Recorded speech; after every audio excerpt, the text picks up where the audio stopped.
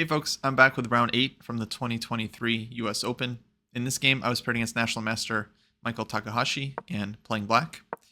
And yeah, we quickly got a King's Indian in this game.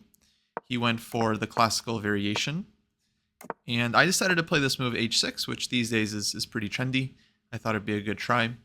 The idea is just to keep things very flexible, control the g5 square, and wait for white to determine what they're going to do in the center. Either push d5, take on e5, or just try to maintain the tension long term. So rook e1, very normal, knight d7, bishop f1, knight h7. I played a typical plan here. At this point, white decided to take on e5, which is kind of logical. I'm like playing away from the center. So I took with the knight to trade off one pair of pieces. Knight takes e5, de. And now this structure is pretty thematic for the King's Indian. It's like a typical exchange structure. So my idea is just to push c6 at the quickest possible moment and eventually try to get this knight to e6 and d4. That's kind of the main plan I was playing for in this position. So bishop e3, I thought this was pretty normal. White could also go for the endgame, which I'd be happy to play. Rook d8 followed by c6 and so forth. So bishop e3, we kind of play cat and mouse a bit. c6, he goes b4. b4 is a pretty interesting move here because my next idea was definitely going to be to play queen e7 now that the knight can't come to d5. But of course bishop c5 would then win the exchange, so I can't play queen e7. And yeah, I spent a little bit of time here. I ended up going queen f6. And now my idea is, all right, to avoid the queen trade, but I want to play knight g5, knight e6, and then knight d4.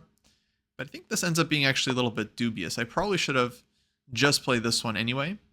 Again, left the endgame on the table for white, and then set up knight e6, knight d4 just much faster. And then queen can actually still go to c7 in this position, which, as you'll see in the game, might have been useful.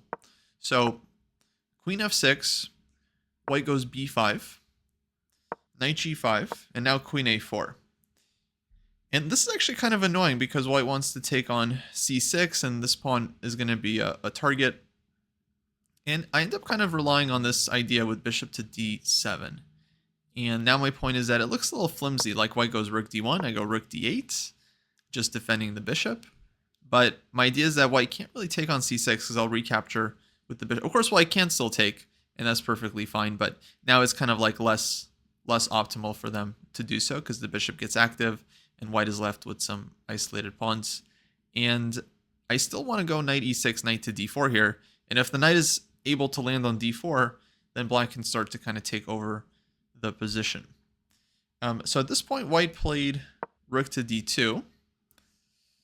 And here I go knight e6, and I'm basically just in time to plug the d file, like rook d1, knight d4. And if rook d6, we always have bishop f8 to kind of kick the rook out. So I actually started feeling pretty decent about my position here. My opponent played queen to d1. And this is actually kind of a clever move because if I come in with knight d4, I can go bishop takes d4, pawn takes, and then e5. And then this one was not so clear to me. I thought, I might be able to win this e pawn, white will win the d pawn, but then white has some pressure on the d file, and I didn't want to go into this if I didn't have to. So I quite like the move I found here, queen e7. Simple prophylactic move defending the bishop, but also setting up knight d4, where now if white takes e d4, white doesn't have any e5 in between move, we just get a very strong pawn on d4, and of course white has given up the dark square bishop, so that's kind of a big deal. So here I definitely started feeling very good about my position. Knight's coming to d4. If white takes on c6, now I'm going to just take with the pawn and keep these squares under control. So a4 was played, which felt logical, but now I go knight d4. And here my opponent took, and he goes knight e2. And so this move is based on a couple of ideas. Mainly, I think he's trying to provoke c5, so he can go knight f4 and bring the knight to d5. And I thought this might be playable for black, but I didn't want to allow it if I didn't have to. And at this point, I was definitely feeling quite ambitious. But I realized I had a kind of nice idea here that I can use to get some activity in the position. Queen b4.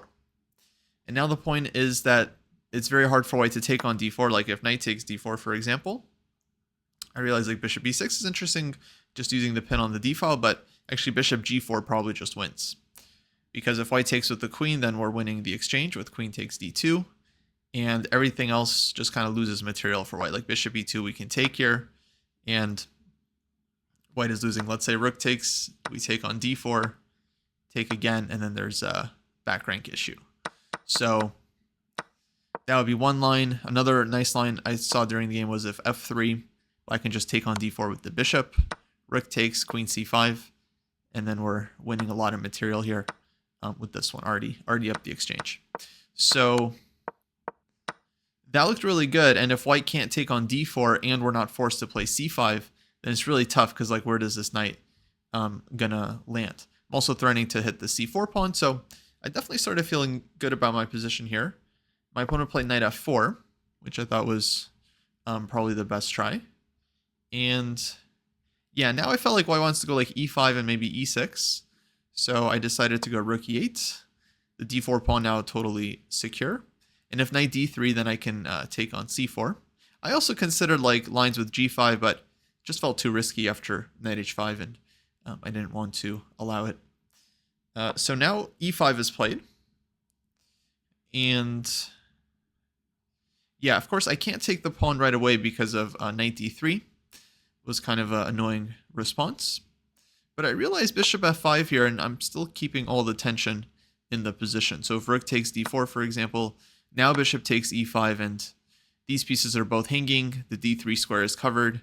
And if knight d3, for example, I think bishop takes, and whatever white does, let's say rook takes, there's bishop takes h2 in the end, and then the rook on e1 is lost. So yeah, I was already starting to feel very, very optimistic. I thought maybe e6 here is an interesting try, just to give the pawn, but force black to create some weaknesses. Like if I take with pieces, for example, eventually I am going to have to take with the f pawn. And then I thought this position, actually, I wasn't even sure if black has much of an advantage at all, just because we only have one extra pawn and white has such a nice grip on the light squares here. So I definitely thought that was kind of a nice try. Maybe fe I could play as well.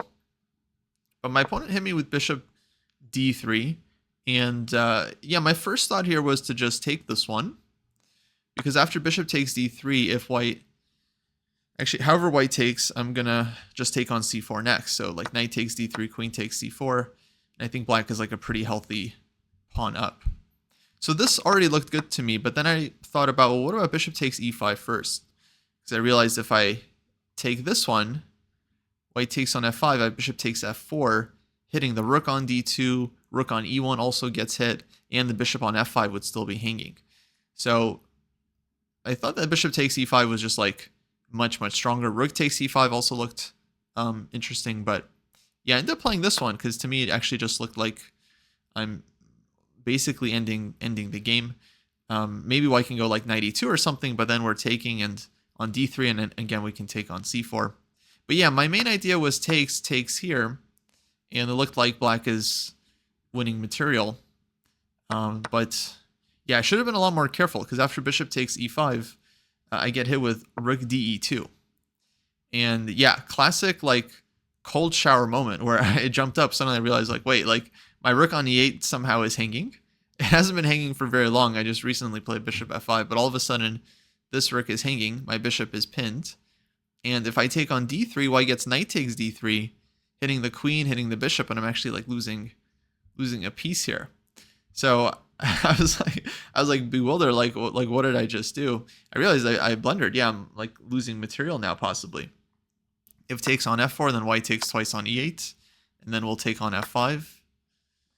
And I thought a little bit about this position, but of course it doesn't look good at all. Okay, king should have gone to h7 so that white doesn't have queen takes d4 with check, but even then it's yeah, this didn't seem like a pleasant position for black to play with my king being so weak.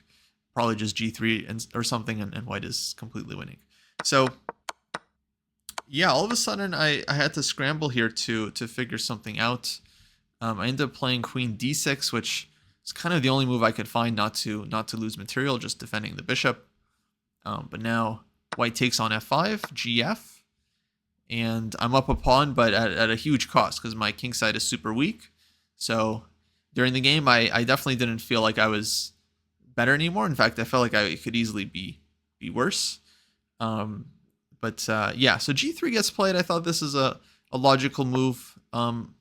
Here I'm not exactly threatening the knight, but I'm going to be hitting the knight soon, and then h-pawn is also hanging. So g3 kind of defends everything well. I think Stockfish was giving c5 and giving white a huge advantage here after queen c7 and like knight h5 and just playing for the attack with queen d3. And yeah, once you see this, then you realize, oh yeah, black's in some deep trouble here. Yeah, I think I was a bit fortunate during the game. My opponent, we were both like approaching time trouble, and I think he was mainly just trying to keep the position kind of stable. So g3, this gives me time to play king f8, and I'm still up a pawn. So I'm playing ambitiously. I'm trying to make the most of it, hoping to just move the bishop and then trade off. c5, queen c7, knight d3. I drop back, queen d2. And yeah, it's a tough position for black. At this point, I actually felt like I'm at least fine. Like I didn't see myself getting mated. I felt like I have good defense now. But yeah, I was mainly just trying to figure out how to create chances. I ended up playing b6, just looking to trade off some pawns and maybe target this a pawn. This does allow queen b4, which looked very scary at first, with c takes b6 ideas. But I'm okay here with rook takes e2. If white throws this one in, then there's queen e7, and the tactics kind of work out for black, and I should be fine. But yeah, after rook takes e2, I played king f8, king g8, getting out of the discovered attack. C takes b6, queen takes b6, queen c4. I take here, a b5, queen b7. Now I started to get optimistic again. I'm looking for like rook c8. And then some play, maybe trying to go after this b pawn. But queen c6, this kind of shuts everything down. I'm essentially forced to trade queens, and white is really very okay in this endgame because all of black's pawns are weak. The knight is just perfect on d3, and yeah, white just has beautiful kind of positional compensation. So takes, rook c8.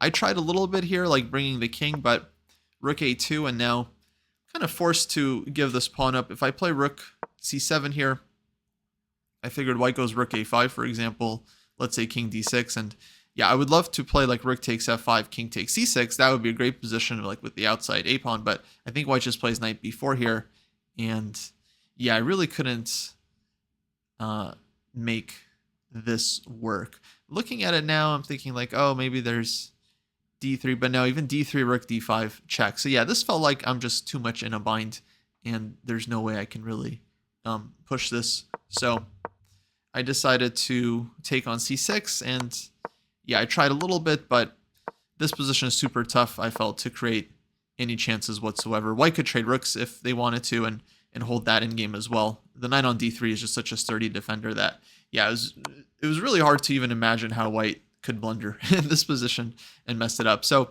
I shuffled around a bit, just doing my due diligence as the higher rated player, trying to create some chances, but yeah, eventually we agreed to a draw. As I just couldn't find a way to really generate any real progress here without taking on risk. Actually, the funny thing is I think the engine evaluates this endgame as like a tiny bit better for white, like 0.05 for white. I don't know how it gets to that evaluation. It's a very strange evaluation, but yeah, it basically shows that the black's extra pawn here is virtually worthless. So yeah, unfortunate draw. I felt like I definitely was getting somewhere in this middle game. Once the knight got to d4, but yeah, it's a bummer. I missed this resource, which was a very nice find by my opponent. After the game, we were discussing a little bit. We were thinking probably white should have taken on c6 first in this position before the bishop got to d7, when black most likely would take with the pawn, and then queen a4. This position we felt like would be kind of pleasant for white with the rooks coming to the files. I think we were kind of correct on this one. So yeah, we definitely both had our chances. Actually, later on, it was quite interesting to me that white was actually just like completely winning in this structure. I definitely got a little bit lucky that I wasn't punished more severely here.